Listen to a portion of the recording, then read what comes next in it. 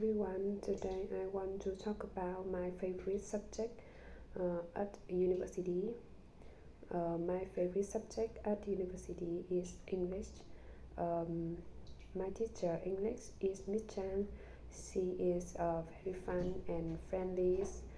I usually have English class from a half past 8 to a half past 10 a.m.